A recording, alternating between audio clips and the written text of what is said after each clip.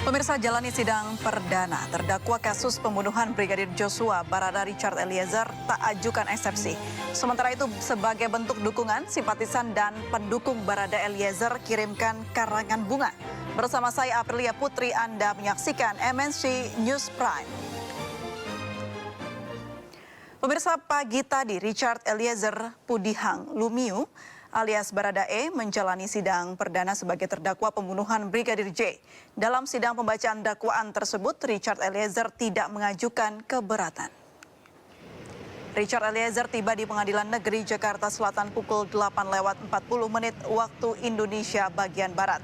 Saat turun dari mobil tahanan, Eliezer dikawal oleh personel Kejaksaan Agung dan Lembaga Perlindungan Saksi dan Korban. Richard Eliezer merupakan saksi pelaku yang bekerja sama dengan penegak hukum atau justice collaborator. Dengan pertimbangan tersebut, itu jugalah persidangan Richard Eliezer dipisah dengan terdakwa lainnya. Usai jaksa membacakan dakwaan terkait kasus pembunuhan berencana terhadap Brigadir Nofriansyah Yosua Huta Barat, Richard Eliezer tidak mengajukan keberatan. Berbeda dengan terdakwa lainnya, Eliezer menyebut dakwaan penuntut umum sudah cermat. Sidang pun akan dilanjutkan pekan depan 25 Oktober dengan menghadirkan 12 saksi. Terhadap jenazah laki-laki berusia 27 tahun. Pada pemeriksaan ditemukan 7 buah luka tembak masuk pada kepala bagian. Pemirsa, usai sidang, terdakwa Richard Eliezer menyampaikan permintaan maafnya kepada keluarga Yosua Huta Barat. Dalam permintaan maafnya, Eliezer mengakui perbuatannya lantaran tidak dapat menolak perintah Verdi Sambo. Sekali lagi, saya menyampaikan turut berbelasungkawa yang sedalam-dalamnya untuk kejadian yang telah menimpa almarhum Bang Yos. Saya berdoa semoga almarhum Bang Yos diterima di sisi Tuhan Yesus Kristus. Dan untuk keluarga almarhum Bang Yos, Bapak Ibu, Resa, serta seluruh keluarga besar Bang Yos, saya memohon maaf. Semoga permohonan maaf saya ini dapat diterima oleh pihak keluarga. Tuhan Yesus selalu memberikan kekuatan serta penghiburan buat keluarga almarhum Bang Yos. Saya sangat menyesali perbuatan saya. Namun saya hanya ingin menyatakan bahwa saya hanyalah seorang anggota yang tidak memiliki kemampuan untuk menolak perintah dari seorang jenderal. Terima kasih. Minggu 16 Oktober 2022, Rutan Barreskrim. Sebelumnya, Ricky Rizal alias Bribka RR juga menyampaikan permintaan maafnya kepada keluarga Brigadir J dalam sidang yang digelar kemarin. Ricky Rizal mengucapkan duka cita atas meninggalnya Brigadir J dan mendoakan keluarga Brigadir J agar diberi ketabahan. Apa yang saudara sampaikan? Terima kasih Yang Mulia. Mohon izin Yang Mulia, dalam kesempatan kali ini izinkan saya untuk menyampaikan duka cinta yang mendalam atas meninggalnya rekan saya Yosua. Semoga Tuhan memberikan kekuatan dan ketabahan kepada keluarga yang ditinggalkan Yang Mulia. Terima kasih atas waktu yang diberikan Yang Mulia. Amin, amin. Terima kasih. Baik, begitu ya, saudara penuntut umum, saudara penasihat hukum.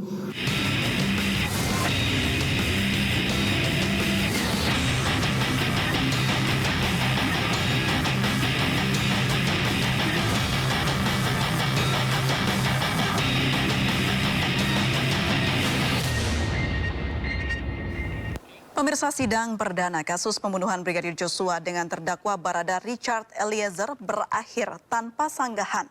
Baradae menilai dakwaan yang dibacakan jaksa sudah cermat.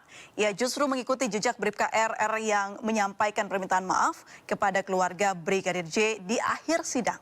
Sementara pihak terdakwa Verdi Sambo dalam eksepsinya berkilah tidak menyuruh Baradae untuk menembak Brigadir J. Lantas manakah yang benar? Perintah tembak atau hajar?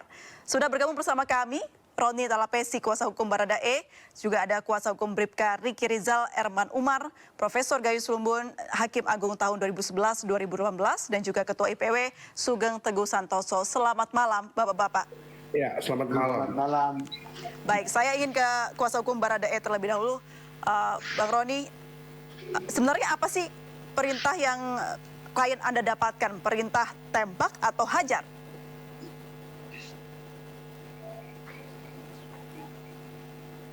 Ya, Bang Roni, selamat malam. Bang Roni bisa mendengar suara saya? Selamat malam, Baik. Mbak. Bang Roni, bisa informasikan sebenarnya perintah yang didapatkan oleh klien Anda ini perintah hajar atau tembak? Perintah tembak, Mbak. Tapi kenapa yang disebutkan oleh Ferdy Sambo berbeda? Ada tanggapan? Ya itu klaimnya pengacaranya dia dan dia lah, ya kan. Tapi kan di sini sudah jelas perintahnya adalah perintah tembak. Kan ada peristiwa pidana yang rangkaian ceritanya nggak bisa putus-putus kan. Baik, jadi perintah tembak begitu. Saya ingin konfirmasi kepada kuasa hukum Bribka RR, ada Pak Herman. Pak Herman, apakah betul Bribka RR juga mendengar ada kata tembak ketika itu? Oh ya, itu artinya yang pertama kali malah dia yang dipanggil. Waktu sampai di Saguling, diajak ke atas melalui HT dan menjelaskan apakah kamu tahu ada kejadian di Magelang? Dia bilang tidak tahu. Kemudian diucapkan nama FS Sambo bahwa istrinya dilecehkan. Oke. Baik, silakan Pak. Kemudian ada ucapan bahwa jika saya akan pertanyakan jika saudara Joshua melawan, kamu backup. Kemudian dilanjutkan, kamu berani tembak. Baik. Sepertinya ada gangguan komunikasi, kita akan perbaiki terlebih dahulu dengan Pak Herman, kuasa hukum Bribka RR. Saya ingin ke Pak Sugeng Teguh Santosa, Ketua IPW. Pak, untuk arahan atau bagaimana instruksi dari atasan, tembak atau hajar ini sama saja tidak sih? Halo? Pak Sugeng? Halo? Pak Sugeng? Halo? Iya, Pak Sugeng bisa dengar suara saya? Iya dengar. Pak Sugeng, Jadi gimana? Pak Iya. Sugeng, kalau instruksi dari atasan, tembak atau hajar, ini sebenarnya sama saja atau berbeda? Pertama, kedua instruksi itu adalah instruksi yang melanggar hukum ya. Oke. Satu. Karena itu tidak bisa disebut sebagai perintah jabatan. Ya, karena perintah jabatan itu terkait dengan kewenangan yang melekat kepadanya terkait kewenangan yang diberikan oleh undang-undang dalam jabatannya, ya, menegakkan hukum. Nah, kemudian soal hajar atau tembak kita serahkan saja pada satu proses hukum lah. Tadi sudah disampaikan oleh Bang Herman dari awal kehendaknya itu. Pak Sugeng? Ya, jadi nawaitu dari awal itu ya sudah menembak, bukan menghajar ya. Nawaitunya ya, mensreanya itu sudah terbentuk dari Saguling itu menembak. Seperti itu. Jadi tidak ada pengaruhnya ya ketika ini berlangsung kata-kata yang diambil, karena dari awal sudah mengatakannya instruksinya tembak begitu ya Pak Sugeng? Betul. Oke, saya ke Prof. Betul. Gayus Lumbun sebagai yang berada di ranah persidangan atau hakim begitu, Prof. Apakah perintah tembak atau hajar ini bisa memberatkan Baradae? Ya, yang pertama tentu saya akan mengatakan rumusan dakwaan itu terhadap 5 kali persidangan untuk 5 terdakwa yang diancam dengan pasal 340 Yunto 55 ini memang mempunyai keterkaitan sesungguhnya. Nah, pertanyaannya ini adalah apakah apa bentuk atau apa jelasnya secara gramatikal yang diucapkan ini memang kalau memang dengan JPU kemarin adalah why tembak, woi tembak. Nah itu bunyinya yang saya dengarkan kemarin ya, satu hari saya mengikuti dakwaan itu. Nah itu bagian dari apa yang disampaikan oleh JPU yang didapat dari jaksa atau kejaksaan yang berasal dari penyidikan. Kemudian kalau ada perubahan ya boleh-boleh saja, tetapi kan nanti di persidangan yang akan disesuaikan dengan alat bukti yang lain, keterangan yang lain. Pertanyaannya, kalau hanya satu keterangan saja yang menyatakan seperti itu, tentunya ini menjadi persoalan di undang-undang. Di undang-undang di KUHP 188 itu jelas disebutkan di ayat 2 ya, bahwa petunjuk itu menyebutkan tidak boleh kesaksian itu satu saja. Tidak bisa menempatkan seorang menjadi pelaku hanya satu. Tetapi kan ayat berikutnya menyebutkan dikecualikan atau berbeda dengan pelaku. Ayat 2, kalau ada alat bukti yang lain.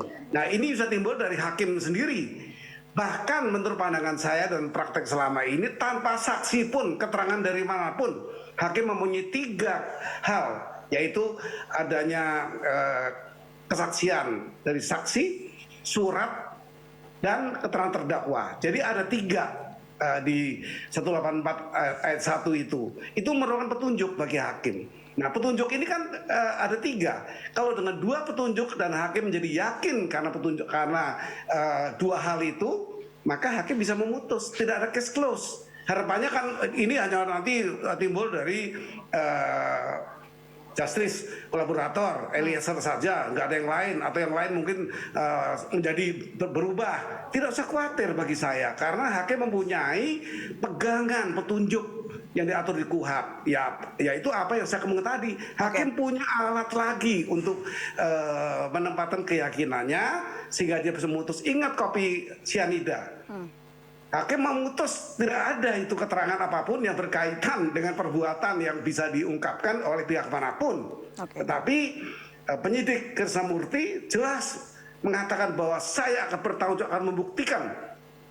Walaupun tidak ada alat bukti yang lain seperti kamera. Jadi intinya banyak faktor ya, Prof Gayus ya, untuk bisa menentukan bagaimana keputusan hakim terkait suatu tindak pidana begitu. Saya kembali setelah dakwaan itu menjadi milik pengadilan, yang semula Dominus Litis itu pemilik dakwaan yang menjadi dasar di pengadilan, sekarang telah dibacakan dengan lengkap, dengan rinci. Nah, bagi saya itulah sekarang milik pengadilan. Pengadilan dipimpin oleh hakim. Maka majelis ini akan memutuskan dengan berbagai hal sehingga tidak ada case close. Sudah ada akibat, tinggal mencari sebabnya. Ini teori mutlak ya oleh Van Bury, bahwa kalau ada akibat orang mati apalagi ini, tentu harus dicari akibat. Tidak perlu kalau memang diperlukan atau keadaan tidak perlu motif. Bisa tidak perlu motif. Yang penting apa terhadap 480 itu yang terungkap, yaitu adanya usaha, adanya upaya untuk melakukan pembunuhan seperti yang disebut tadi. Sudah pernah meminta bantuan pihak lain, satu di antara anak buahnya. Apa maknanya? Telah dipersiapkan, diusahakan, akan dilakukan sebuah perbuatan yang terungkap dengan mengatakan mau tidak menembak, tidak berani. Nah, sudah, tapi hakim telah menangkap itu maksud saya. Baik, jadi bukan salah satu pertimbangan ya, entah ini tanggapan atau seperti apa eksepsi yang dikemukakan oleh terdakwa begitu. Saya kembali ke kuasa hukum Bribka RR yang tadi sempat terputus menjawabnya. Bribka RR betul ya mendengar ada arahan menembak? Iya, ada. Seperti apa yang dijelaskan? Awal rangkaiannya itu kan tentu menyampaikan ada cerita di Magelang, kamu tahu apa tidak? Kemudian dilanjutkan bahwa ibu dilecehkan, kemudian dia melihat action menangis si Sambo. Akhirnya dia bilang, saya akan pertanyakan kepada Joshua, tahu kamu siap backup nggak kalau Joshua melawan? Namun ada kalimat, kamu berani tembak? Kemudian dari rangkaian itu yang dijawab adalah pada saat akhir, bahwa saya tidak berani, Pak. Berarti mendengar kata tembak dan juga menolak untuk melakukan eksekusi, tapi tidak memberitahu almarhum begitu. Apa alasan dari Bribka? Kalau itu ada sesuatu hal, jadi begini, dalam kondisi pimpinan yang terguncang, menangis, kemudian dia tidak berani, kemudian dia diperintahkan memanggil Richard. Di dalam batin dia, RR, tidak belum tentu juga bahwa ini akan langsung juga dilakukan. Tentu di pikiran RR yang dia sampaikan ke saya, dia juga berpikir apa memang langsung ditembak, atau mungkin pasti diklarifikasi dulu terhadap Joshua kalau Joshua dipanggil. Oleh karena itu dia tidak mau, artinya dia tidak menyampaikan hal tersebut kepada Eliezer, kepada Richard. Biarlah kalau dia sampaikan nanti terjadi sesuatu hal, misalnya Eliezer lari atau pergi, itu akan membahayakan dia juga. Nanti dipertanyakan oleh si Sambo. Kan itu bahaya gitu. Baik. Saya kembali ke kuasa hukum Baradae, Bang Roni. Ini kan ada kesempatan sebenarnya Bribka R untuk mencegah adanya pembunuhan begitu sebelum akhirnya Baradae diperintahkan untuk mengeksekusi. Seperti apa? Saya pikir bahwa yang terkait saudara Ricky Rizal ya, baiknya nanti disampaikan oleh tim penasihat hukumnya ya. Tetapi dalam hal ini saya sampaikan bahwa sesuai dengan kejadian pidananya, sesuai fakta bahwa memang klien saya dipanggil terakhir, kemudian perintah itu ada, dan itu sudah seperti yang disampaikan di BAP, kemudian direkonstruksi. Kemudian kan teman-teman sudah lihat juga kan waktu di depan rumah Duren 3 itu sempat senjatanya saudara almarhum Yosua itu sempat jatuh, diambil. Nah itu sebenarnya kan rangkaian peristiwa hukum yang utuh ya, tidak bisa sepotong-sepotong. Nah, perlu kita tegaskan mengenai kualitas saksi ya. Inilah publik menilai bahwa saksi mana yang bisa dipercaya ya antara Richard Eliezer dan Verdi Sambo. Nah, kita lihat kan dalam proses ini kalau kita flashback lagi kan, dalam hal ini klien saya sudah konsisten menyampaikan sesuai dengan keterangan di BAP, kemudian direkonstruksikan. Nah, kita menunggu proses pembuktian. Nanti ke depannya nanti kita uji ya saksi-saksi yang ada, kemudian alat bukti yang lainnya kita uji bersama-sama. Baik. Boleh ada tanggapannya Pak Herman, kenapa Bribka RR tidak menyelamatkan ketika Nofriansah masih ada di taman begitu untuk mencegah adanya pembunuhan? Ya, pada saat terakhir belum sampai kepada Joshua setelah disaguling ya kan disampaikan ke Richard. Kan posisi si Richard juga memang di bawah, tidak juga menyampaikan. Itu sama Pak. Artinya dalam batin dia juga belum pasti menyampaikan apa akan terjadi, pasti akan diklarifikasi. Kalau dia Ricky menyampaikan, ya bisa jadi terjadi nanti terjadi misalnya Joshua punya sikap atau Richard punya sikap. Nah, itu sesuatu hal yang membatin gitu. Jadi itu bukan suatu kesalahan. Jadi apalagi ini kan belum tahu, apalagi ini rumah pribadi, rumah dinas gitu. Dan kejadiannya setelah Richard dipanggil, kemudian mereka pergi ke rumah dinas diajak ibu, karena biasanya kalau di luar kota isolasi itu jaraknya kan nggak sampai berapa menit, mungkin 10 menit 20 menit. Berarti pihak RR menganggap ini bukan kesalahan ya. Kalau dari Baradae sendiri seperti apa? Apakah ini satu-satunya kesempatan untuk mencegah ada pembunuhan dianggap bukan kesalahan? Kita uji nanti di persidangan ya Mbak ya. Baik. Oke, ini yang menarik ada permintaan maaf dari Baradae dan juga Bribka RR pemirsa. Namun kita harus jeda terlebih dahulu untuk membahas ini. Tetaplah bersama kami di MNC News Now.